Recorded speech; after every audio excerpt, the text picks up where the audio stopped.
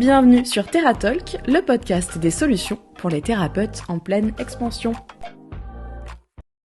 Bienvenue dans le premier épisode de TheraTalk, le podcast dans lequel on répond aux questions des professionnels du bien-être et des thérapeutes. Je suis avec Lucas. Bonjour, moi je suis Lucas, j'ai fondé l'agence Novalis Office qui est spécialisée dans l'accompagnement des professionnels du bien-être depuis plus de 8 ans maintenant. Et on accompagne donc tous les professionnels à développer leur activité de manière digitale. Et j'ai rencontré Jessica en 2019. C'est ça, déjà 5 ans. Voilà. On s'est rencontrés dans un coworking. Absolument. Donc moi à l'époque, j'étais community manager en freelance. Et du coup, j'ai commencé à travailler avec Lucas, à accompagner des thérapeutes. Et en fait, finalement, je me suis spécialisée dans cet univers du bien-être qui m'a tout de suite bien convenu. Ouais.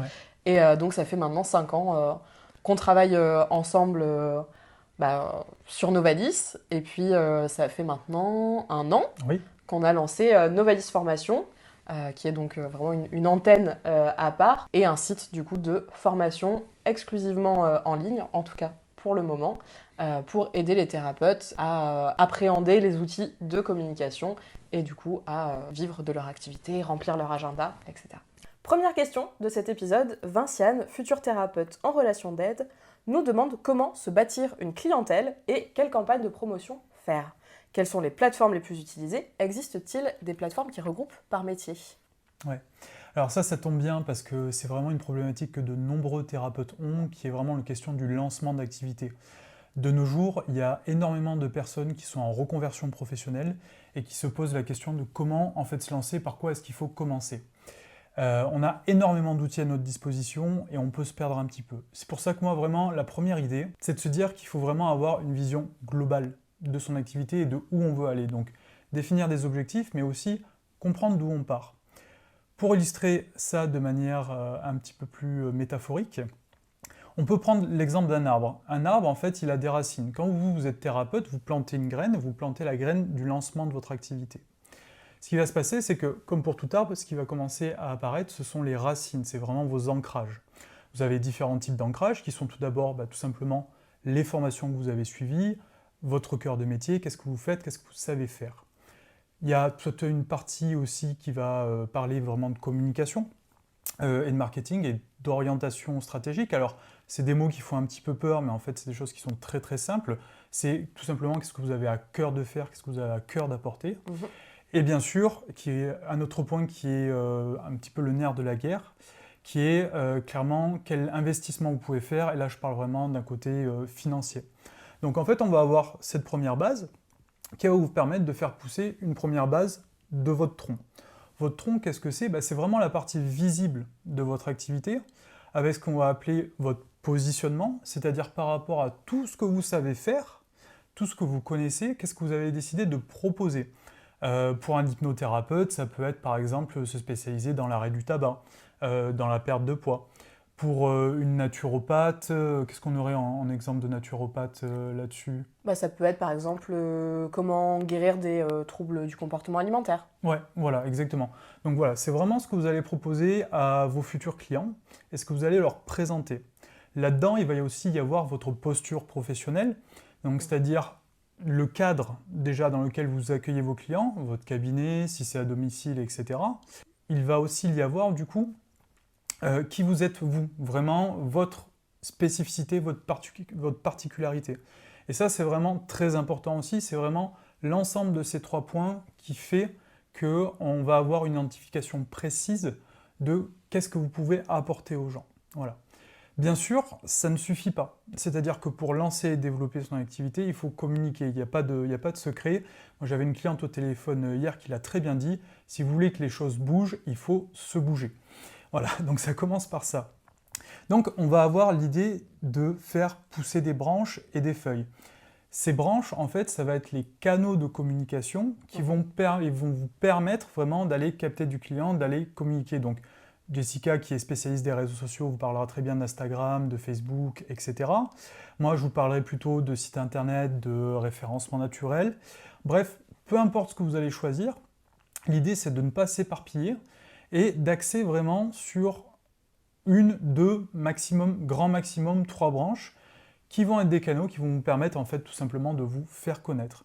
Et en fait, c'est en ayant cette vision globale des choses que vous allez pouvoir tout simplement avancer à votre rythme vers vos objectifs, mais toujours vers la même direction, ce qui permet en fait de tout simplement concentrer son énergie sur un objectif précis. Alors pour revenir un petit peu sur la question de Vinciane, avant toute chose, c'est soyez sûr d'avoir défini ce que vous proposez et à qui vous le proposez.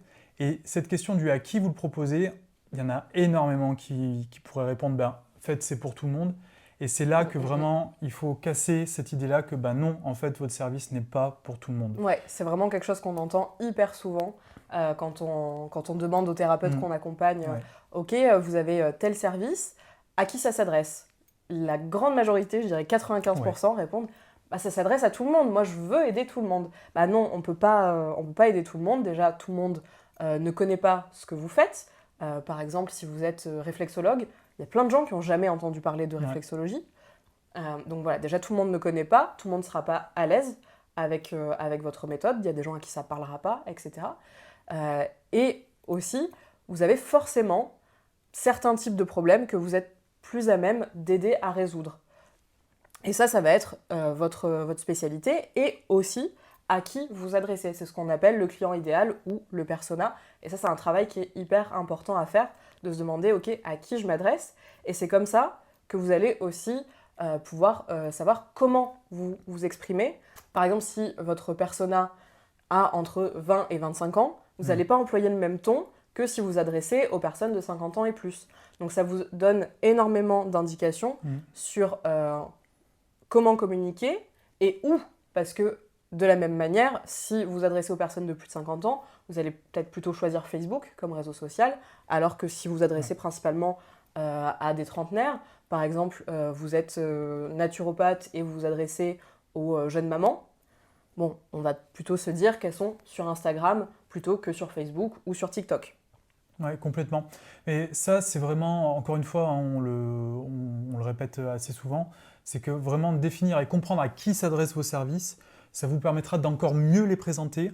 Et du coup, en fait, ça va couler de source et en fait, vous n'aurez pas à vous vendre. C'est aussi souvent une peur qu'on entend chez beaucoup de thérapeutes et de professionnels du bien-être, c'est qu'ils ont l'impression d'être des marchands de tapis. Non, vous n'êtes pas des marchands de tapis, vous êtes juste là pour proposer une solution à un problème et c'est ça qui est essentiel.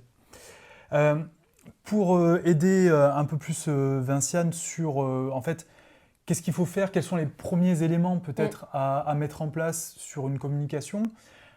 Si vous avez un cabinet, si vous accueillez les gens sur un lieu spécifique, il y a quelque chose qui a commencé tout de suite et qui est gratuit, c'est votre fiche Google Business Profile, qui est vraiment un outil génial qui est offert par Google, qui est gratuit, donc vous pouvez le créer en ayant juste une adresse Gmail. Ça va vous demander différentes informations, donc des photos, vos services, etc. Et ce qui va vous permettre de ressortir en local sur toutes les recherches Google. C'est-à-dire que pour un naturopathe, par exemple, ou une naturopathe qui serait à Lyon, si elle référence bien sa fiche, si elle la complète bien et qu'elle fait quand même un travail dessus, parce que, comme on l'a dit tout à l'heure, pour que ça bouge, il faut se bouger, il n'y a pas de secret, et tout simplement, ça va lui permettre d'avoir entre 5 et 10 clients minimum par semaine. Voilà, donc c'est vraiment des éléments comme ça qu'il faut mettre en place. Donc Google Business Profile, et après ça peut très bien venir se compléter par un réseau social. Oui, ça peut. Dans un premier temps, on va vraiment se concentrer sur Google Business Profile, anciennement Google My Business, et ça va déjà permettre de se faire une petite notoriété, d'avoir des premiers clients, des premiers avis, ça c'est aussi hyper important. Et ensuite, vous allez pouvoir choisir un réseau social, pas la peine de vouloir se lancer sur tous. Et justement, si vous avez bien fait votre travail de persona, vous allez aussi savoir vers quel réseau social vous tournez en fonction de votre cible. Donc moi, je recommande d'aller soit sur Facebook, soit sur Instagram dans un premier temps. Parce que c'est tout simplement, en général, les réseaux sociaux sur lesquels la majorité des personnes sont et qui permettent en général de toucher votre cible. Et c'est surtout des outils qui sont plutôt relativement faciles d'accès pour tout le monde et qui ont quand même encore une belle visibilité. Facebook n'est pas mort, Jessica pourrait vous le dire. Et après, en fait, là, vous voyez, on ne vous parle même pas de créer un site internet ou de faire des choses compliquées. Là, on vous parle vraiment d'outils gratuits qui sont applicables tout de suite. Mais l'essentiel là-dedans, c'est de persévérer et de faire vraiment les choses jusqu'au bout. Parce qu'une fois que vous aurez fait les choses jusqu'au bout sur un outil, vous allez avoir une petite routine qui va vous prendre, allez, maximum 1 heure par semaine pour entretenir un petit peu tout ça. Allez, peut-être un peu plus, 1h30, 2 heures. Ouais, un peu plus pour les réseaux sociaux. Google Business Profile, ça peut être fait assez rapidement. Il faut quand même poster un petit peu toutes les semaines au début. Mais ça peut se faire rapidement. Les réseaux sociaux, si on veut vraiment avoir des résultats sur les premiers temps, il va falloir y consacrer plusieurs heures par semaine. Mais ça ne vous empêchera pas d'avoir du temps pour le reste de votre activité. Et justement, quand on en est au début, bon, vu qu'on n'a pas un agenda complet, on a du temps aussi à consacrer là-dessus. Et moi, ce que je trouve qui est super avec le fait de commencer à publier sur les réseaux sociaux, c'est qu'en fait, on va continuer le travail de réflexion. Si vous avez fait, par exemple, votre travail de persona avant de vous lancer sur Google Business Profile et par exemple sur Instagram, donc vous vous êtes fait une idée de à qui vous vous adressez, et bien cette idée, vous allez venir la confronter à la réalité en publiant sur Instagram. Peut-être que vous allez vous rendre compte que, ok, au niveau de l'âge de ma cible, en fait, il faut que j'étende un petit peu plus. J'avais en tête tel et tel service, je me rends compte qu'il y a aussi ce besoin-là, donc peut-être que je rajoute un service. Et ça, du coup, ça va vous permettre, en publiant sur Instagram, de voir un petit peu où se situe votre cible, comment lui parler et comment peut-être adapter aussi ce que vous faites. Oui, j'ai envie de dire même quelles sont ses attentes en fait. Oui. Parce que des fois, on a souvent l'idée, ok, on va proposer ça, on va faire ça, ça va marcher. Et malheureusement, des fois, on se rend compte qu'on a tapé à côté. Nous, ça nous arrive aussi, très clairement. Voilà, ça fait partie du lot de tout entrepreneur ou entrepreneuse. Et du coup, l'idée, c'est de rester quand même focus et d'y aller étape par étape. Ne vous éparpillez pas partout. Faites-vous un petit plan d'action. Franchement, ça va vous prendre un quart d'heure, une demi-heure à réaliser pour avoir un objectif précis et rester très très focus sur les étapes de développement. C'est vraiment le premier conseil qu'on pourrait donner à Vinciane. D'autant plus que elle nous parle des plateformes les plus utilisées. Alors les plateformes les plus utilisées, c'est une question qui est relativement large parce qu'il y a des annuaires de thérapeutes. Il y a aussi des annuaires de thérapeutes qui proposent de prendre des réservations en ligne. Et il y a des services juste de prise de réservation en ligne. Là, encore une fois, on va peut-être pas rentrer trop dans le détail là-dessus. Ce sont des éléments qui sont complémentaires, qui vont venir vous aider et qui peuvent vous apporter des clients pour développer votre activité. Mais il ne faut pas être, entre guillemets, dupe. C'est vraiment, ça va vous apporter, allez, si ça vous apporte entre 5 et 10% de l'objectif de clientèle que vous avez, c'est déjà énorme. Oui, ce n'est pas des piliers dans votre communication de se dire ok, je suis inscrit sur 3 annuaires de thérapeutes. Ce n'est pas un pilier dans votre communication, il faut miser plutôt sur d'autres canaux. Complètement. Après, on le verra et on l'approfondit aussi dans différentes de nos formations, ces annuaires de thérapeutes ont un vrai rôle à jouer sur le référencement naturel de votre fiche Google Business et de votre site internet. On ne va pas rentrer là-dedans parce que moi je pourrais vous en parler des heures tout de suite. Mais voilà, sachez que c'est utile à différents niveaux et pas nécessairement, entre guillemets, à ce que vous pourriez attendre au premier abord, c'est que ça vous apporte des clients. Ça peut vous en apporter, mais aussi de manière un peu plus détournée parce que c'est une machine qui roule et c'est un petit peu d'énergie qui en fait va venir se mettre à un autre niveau et qui va en fait permettre de développer votre activité. Mais encore une fois, ça se fait vraiment sur une idée de long terme. Voilà, il n'y a pas de coup de baguette magique, malheureusement.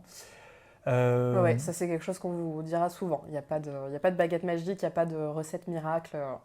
Tout ça, si on vous le dit, ce genre de choses, si on vous fait ce type de promesses, généralement c'est de la poudre aux yeux. Et nous, c'est pas du tout ce qu'on recommande. Pas du tout notre approche. Ouais, pas du tout notre approche. L'idée, c'est de vous proposer des outils en fait, que vous allez pouvoir utiliser dans la durée, qui sont viables. Encore une fois, voilà, ça ne vous fera pas décoller du jour au lendemain, mais par contre, sur la durée, il va vraiment se passer des choses pour vous. Voilà. Donc, nous, dans notre approche, c'est de travailler de manière éthique et bienveillante, et surtout de ne pas vous raconter des bobards, et d'être vraiment très clair, et de vous faire vraiment des retours d'expérience. On a accompagné des centaines de thérapeutes maintenant, et on voit très bien ce qui marche et ce qui fonctionne. Voilà, le coup de baguette magique du demain matin, vous allez faire 10 000 €, je suis désolé, c'est pas vrai. Ça va vraiment vous demander du travail. Vous pouvez y arriver. Je ne dis pas que c'est impossible, c'est possible. Mais vous pouvez y arriver. Après, est-ce que c'est ce que vous voulez? C'est encore une autre question. Parce qu'on peut aussi très bien vivre de son activité sans faire 10 000 euros et ce n'est pas nécessairement un objectif en soi qui est l'argent. Nous, ce qui nous importe, c'est de vous aider à trouver votre clientèle et que vous puissiez vraiment aider les gens qui ont besoin de vous. Ouais, on va être plus dans le fait d'accomplir sa mission de vie que d'atteindre un objectif de chiffre d'affaires. Voilà. Et nous, c'est ce qu'on souhaite aussi pour notre entreprise. Oui, on n'a pas d'objectif faramineux de chiffre d'affaires. On veut surtout accompagner le plus de thérapeutes possible à eux pouvoir aider le plus de monde possible. C'est ça, l'idée c'est de pouvoir en vivre. Vertueux. Ouais, voilà, c'est ça, l'idée c'est de pouvoir en vivre. Tout le monde a envie de vivre de son activité. Mais personnellement, moi j'ai pas d'ambition de devenir millionnaire. Voilà, et c'est pas du tout notre approche. Voilà. En tout cas, merci à Vinciane pour cette question qui était très pertinente. J'espère que pour toutes celles et ceux qui souhaitent se lancer comme thérapeute, ça vous donnera une bonne première approche. Ouais. Et puis je pense qu'on peut peut-être voir la prochaine question. Ouais. Alors la deuxième question, elle nous vient d'Armelle, qui est sophrologue, sonothérapeute et praticienne Reiki. Elle propose des séances de sophro en ligne depuis peu. Elle met des flyers dans sa ville et aux alentours. Elle fait des journées Reiki. Elle essaye de prospecter comme elle peut, mais elle n'a quasiment pas de retour.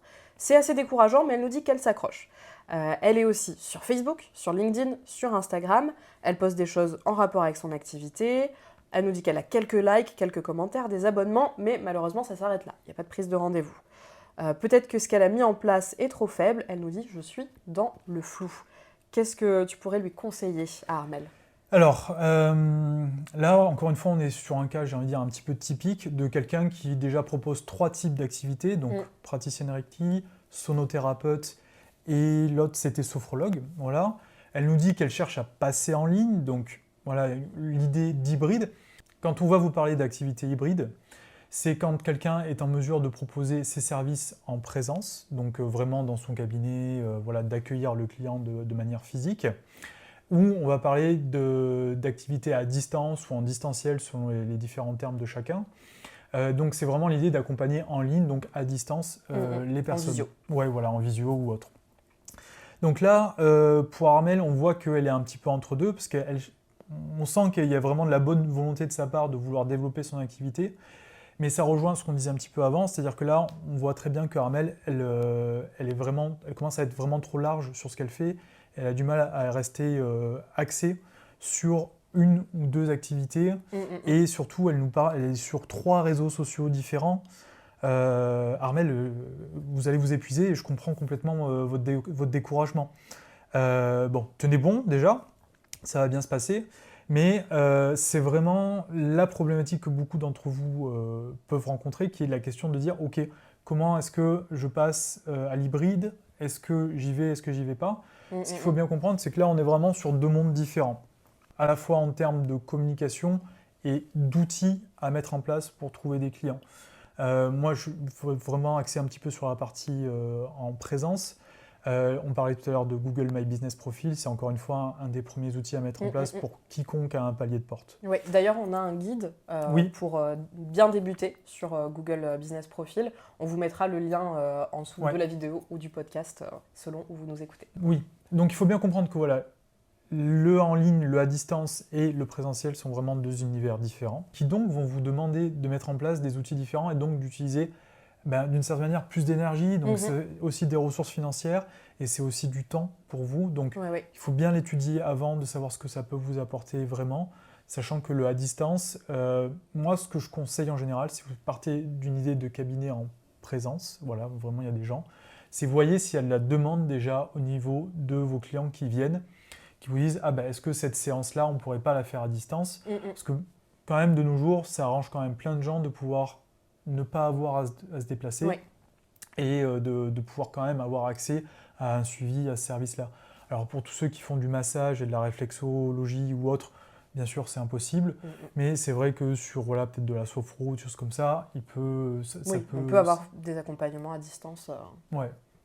Si le thérapeute est à l'aise avec ça, parce que si ce n'est pas votre cas, si votre activité peut être adaptée en visio, mais que vous ne le sentez pas, il faut vous écouter. Il y a aussi une part d'intuition. Oui, complètement. Ça rejoint l'idée de votre positionnement et de qui vous êtes et de ce que vous souhaitez faire.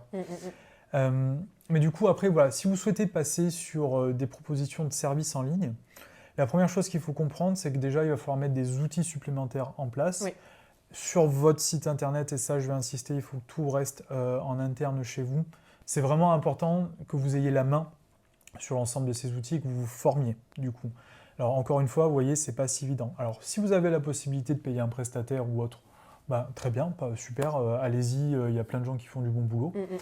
Donc après, un des premiers outils à mettre en place et qui est gratuit, qui peut vous donner aussi une idée du potentiel du développement de votre activité en ligne, c'est vraiment Facebook qui a des outils intéressants là-dessus. Ouais. Avoir déjà lancé une page Facebook pour tâter un petit peu le terrain.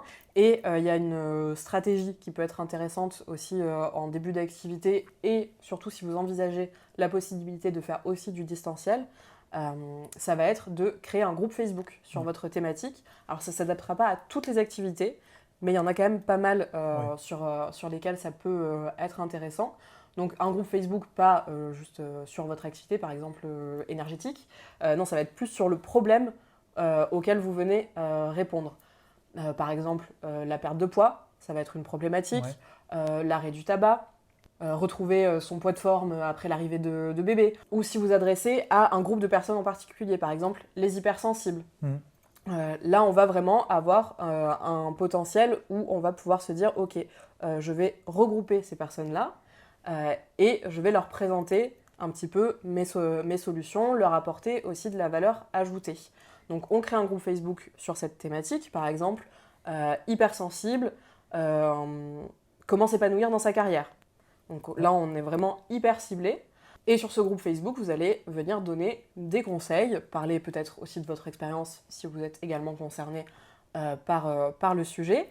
Et vous venez poster, etc. Et en fait, naturellement, il y a des gens qui vont trouver votre groupe Facebook en tapant tout simplement les mots-clés dans le moteur de recherche. Nous, on a un groupe d'ailleurs sur Facebook d'entraide entre thérapeutes pour se faire connaître. Et bien, il y a tous les jours des demandes, entre 5 et 10 demandes tous les jours, tout simplement parce que les gens trouvent le groupe en tapant dans le moteur de recherche de Facebook ou l'ont en suggestion s'ils sont déjà dans des groupes connexes. Donc ça va être hyper chouette pour déjà commencer à vous faire une base de personnes intéressées pour mieux comprendre aussi leurs questionnements, leurs problématiques, leurs besoins. Donc ça va nourrir encore votre activité et votre communication. Et vous allez aussi pouvoir voir s'il y a vraiment du potentiel pour ouvrir derrière en visio, si c'est quelque chose que vous étudiez. Si vous envisagez l'hybride ou que vous êtes déjà en hybride, Instagram aussi, ça va être super. Si par exemple vous n'êtes pas de la génération Facebook et que vous préférez aller sur Instagram, là ça va être super parce que Instagram c'est aussi un moteur de recherche. Donc on va vous trouver sur les mots-clés de la problématique ou les mots-clés de votre activité. Et derrière, sur Instagram, vous allez aussi pouvoir très facilement faire la promotion de vos accompagnements ou de vos rendez-vous en visio, puisque vous avez la possibilité de mettre un lien dans votre bio, vous pouvez mettre les liens dans les stories, etc.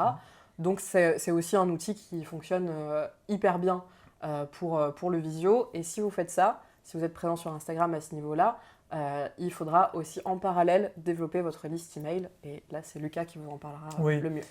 En fait, les réseaux sociaux, c'est vraiment un outil qui est génial parce que ça peut vous permettre de toucher énormément de monde et de manière très rapide. Donc ça, c'est vraiment l'avantage des réseaux sociaux, c'est que vraiment en termes d'expansion, c'est vraiment top. Le point négatif, c'est qu'en fait, vous êtes dépendant d'un outil qui peut vraiment vous aider à être visible. Par contre, encore une fois, vous n'avez pas la maîtrise de cet outil. C'est-à-dire que c'est l'algorithme qui va décider à qui et quand et comment il va montrer votre publication. On est OK là-dessus, Jess ? Pas exactement. Vas-y, dis-nous un peu plus sur l'algorithme parce que je ne suis pas spécialiste de ça. Alors, l'algorithme, en fait, il va montrer vos publications à un grand nombre de personnes qui sont intéressées par votre sujet si vous lui donnez les bons éléments pour savoir à qui vous adressez. Et ça, il faut faire tout un travail de mots-clés. Il y a du référencement aussi sur Instagram. Donc si vous utilisez tout le temps les mêmes mots-clés qui sont ceux de votre cible dans vos publications, à l'oral, dans vos réels aussi, l'algorithme il va à force bien comprendre de quoi vous parlez et du coup le montrer à de plus en plus de monde. Et il y a aussi un point qui est très important, c'est celui de l'engagement, c'est-à-dire que vous publiez un réel où il y a tous les mots-clés, etc. Il va être poussé, mis en avant par l'algorithme s'il y a de l'engagement dessus. Si les premiers abonnés qui voient ce contenu interagissent avec, ils mettent un petit j'aime, un petit commentaire, etc. Là, Instagram va avoir du coup des signaux positifs. Ce contenu plaît, les gens passent du temps dessus. Donc, je le montre à plus en plus de personnes. Donc, c'est à vous de faire du bon travail en amont pour que l'algorithme vous mette en avant. Et du coup, bon, sur Instagram, sur Facebook, vous n'êtes pas propriétaire en fait de votre espace. C'est comme si vous étiez locataire. Vous louez un espace sur Instagram. Mais en fait, vous pouvez vous faire évincer à tout moment. Bon, je vous rassure, ça arrive très peu. Mais c'est déjà arrivé que du jour au lendemain, on perde son compte, on ne sait pas pourquoi. Donc, pour avoir une sécurité, il vaut mieux aussi avoir à côté un outil dont on est propriétaire. Et pour ça, l'emailing, c'est... Et ça, voilà, pour le coup, en fait, l'idée, c'est d'aller obtenir les adresses email des personnes qui sont intéressées par votre activité. Et pour ça, il n'y a pas 36 000 manières de faire. La première, tout simplement, c'est d'ouvrir une inscription à un newsletter et de proposer un contenu dessus qui va intéresser les gens, toujours dans la même ligne de ce que vous faites éventuellement sur votre compte Facebook ou Instagram, mais peut-être un petit peu plus poussé. Si vous aimez écrire, ben voilà, ça peut renvoyer les gens vers des articles de blog, des choses comme ça. Donc vraiment, l'idée, c'est d'aller acquérir les adresses email de vos clients. Pourquoi ? Tout simplement parce qu'un email, quand il part, il arrive. Voilà. Quand vous envoyez un email à 100 personnes, il y a 100 personnes qui l'ont reçu. Et ce qui n'est pas toujours le cas sur... sur Instagram ou sur Facebook, il n'y a jamais 100% des personnes qui sont abonnées qui verront votre contenu. Voilà. Et aujourd'hui, l'outil d'envoi d'email, en fait, c'est vraiment quelque chose qui vous permet de toucher les gens et d'avoir des statistiques aussi qui sont en général très bonnes quand les personnes ont bien demandé à recevoir vos envois. Et ça, c'est très très important. Il faut vraiment que les gens aient donné leur consentement à ce qu'ils reçoivent vos emails. Tout autant qu'il faut qu'ils aient toujours la possibilité de se désinscrire de manière simple en bas de vos emails. Mais en fait, c'est vraiment quelque chose qui va venir vraiment booster votre activité parce que vous allez créer une connexion qui est différente avec les personnes. Et tout simplement, après, moi, c'est des ratios qui sont donnés sur plein d'études. C'est que, entre guillemets, 1 euro investi pour l'outil d'email vous ramène en moyenne 48 euros. Donc, le retour sur ce qu'on appelle le retour sur investissement, il est énorme et c'est à l'heure actuelle le meilleur qui existe. Donc, ça a plein d'avantages. Vous connectez avec votre audience, ça va vous amener des clients. Moi, personnellement, je ne travaille que avec de l'emailing et on a des clients très régulièrement, vraiment pas de souci là-dessus. Et je ne fais que ça, c'est-à-dire que moi, les réseaux sociaux, c'est pas mon truc. Donc, en fait, le fait d'acquérir les adresses email de vos potentiels clients, c'est ce qui va vous permettre de rentrer en contact avec eux de manière directe. Après, ils vont choisir de l'ouvrir ou de ne pas l'ouvrir, cet email. C'est pas grave, ça leur appartient, mais au moins ils l'ont reçu, votre communication est passée. Et ça, c'est déjà vraiment une étape qui est énorme. Sur ces envois d'email, vous allez pouvoir parler de ce que vous faites, mais vous allez pouvoir parler aussi de vos propositions nouvelles, de vos événements, de vos stages, etc. Donc ça, c'est important aussi où est-ce qu'ils peuvent vous rencontrer si jamais vous faites un salon bien-être. Donc en fait, vous avez tout un tas d'informations que vous allez pouvoir communiquer et qui vont vous permettre de connecter encore une fois de manière directe avec votre audience. Et en fait, plus vous allez avoir de personnes dans votre base de données, plus vous allez avoir de clients. Oui. Sachant que ça ne coûte pas très cher de faire grandir sa liste email, puisqu'on va avoir besoin juste d'un outil d'emailing qui est un abonnement qui coûte... Il y en a des gratuits jusqu'à 500 contacts. Vous pouvez regarder, je vous donne quelques noms, donc Mailchimp ou MailerLite. Petit aparté, je déconseille fortement Brevo, qui n'est pas l'outil le plus performant, loin de là, sur de l'envoi d'email. Mais bon, ça après, chacun en fera son expérience. Toujours est-il que la complexité vraiment de cette approche, c'est bien sûr d'obtenir les adresses email des personnes qui sont intéressées. Et pour ça, il y a plein de trucs et astuces. Donc moi, je vous ai donné un premier, en fait, c'est tout simplement de créer un formulaire d'inscription à votre newsletter, avec une promesse quand même dedans en disant ce que les gens vont recevoir. Et après, d'utiliser les réseaux sociaux où vous avez déjà énormément de monde, et c'est ça qui va vous aider à développer votre liste email, en tout cas en partie. Et là, Jessica... Et là, du coup, par exemple, sur Instagram, la stratégie va être différente en fonction de est-ce que, justement, vous faites du présentiel, du distanciel ou de l'hybride. On ne va pas diriger les gens vers notre liste email de la même manière. Par exemple, si on fait du présentiel et que notamment vous faites par exemple des ateliers, des choses en petits groupes, que vous avez souvent des événements, etc., eh bien vous pouvez tout simplement recueillir les adresses email au moment d'une inscription à un événement. Donc vous faites un formulaire d'inscription par exemple à votre atelier de sophrologie contre l'anxiété. Et bien là quand on remplit le formulaire, et bien automatiquement on va être abonné à la newsletter. Il faut quand même que ce soit indiqué dans le formulaire, on ne ment pas aux gens. Mais voilà, c'est une très bonne manière de récolter facilement les adresses email, encore une fois, de personnes qui sont vraiment intéressées par ce que vous avez à proposer. Et du coup, cette personne qui s'est inscrite à cet atelier, quand elle recevra votre prochain email avec les dates des prochains événements, etc., il y a beaucoup plus de chances qu'elle revienne aussi sur vos événements ou qu'elle prenne rendez-vous en direct. Donc ça, c'est pour si on fait du présentiel. Si on fait de la visio ou de l'hybride, la stratégie vraiment à adopter, ça va être de venir proposer un contenu gratuit. Un contenu gratuit, ça va être par exemple un petit e-book, ça peut être une checklist aussi, ça peut être un audio aussi, par exemple si, ça peut être une méditation guidée, ça peut être un petit livret d'exercices, etc. Enfin, il y a plein de choses possibles que vous allez venir offrir aux personnes qui vous suivent sur Instagram ou sur Facebook, ça marche aussi. Donc à la fin de votre post, vous allez dire pour aller plus loin, eh bien, je vous propose 3 exercices de méditation à retrouver dans mon lien en bio. Et là, pareil, il y aura un formulaire. Pour recevoir les 3 exercices de méditation, il faudra remplir le formulaire, s'inscrire à votre newsletter. Ça, c'est des choses qui sont très simples à mettre en place et qui font très bien le parallèle, du coup, entre Instagram ou Facebook, ou les deux, et votre liste email, et qui vous permettent d'avoir vraiment un environnement de communication qui a un cercle vertueux, en fait, et qui vous amène de chaque côté, vous amène de nouveaux prospects et, in fine, de nouveaux clients. Ouais, l'idée c'est vraiment de donner pour recevoir, c'est en fait de proposer un cadeau, de dire on va vous donner un contenu, une valeur ajoutée, parce que c'est quelque chose qui va quand même vous prendre du temps à mettre en place, c'est quelque chose dans lequel vous allez mettre de l'énergie, et du coup, plutôt que, entre guillemets, de le diffuser, entre guillemets, gratuitement, vous allez dire, en échange de votre adresse email, je vous donne accès à mon savoir, à ma proposition, qui, encore une fois, doit venir vraiment en cohérence avec ce que vous proposez. C'est-à-dire que, en effet, si vous faites de la méditation, proposer une méditation particulière, je ne sais pas, autour d'un travail énergétique, ça peut être très pertinent. Si vous êtes hypnothérapeute, très simplement, ça peut être une proposition d'auto-hypnose, d'exercice d'auto-hypnose.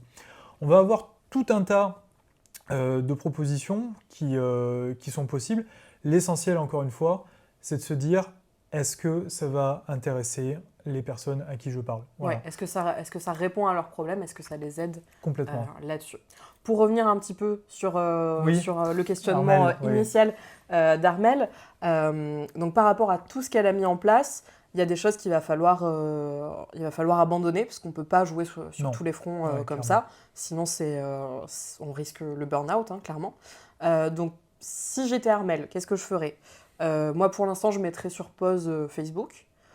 J'arrêterai LinkedIn parce que dans son activité, je ne vois pas trop l'aspect professionnel, à moins qu'il y ait une volonté dont on n'est pas au courant, mais d'aller vers des entreprises, mais c'est pas ce qui transparaît en tout cas là. Donc LinkedIn, on met de côté.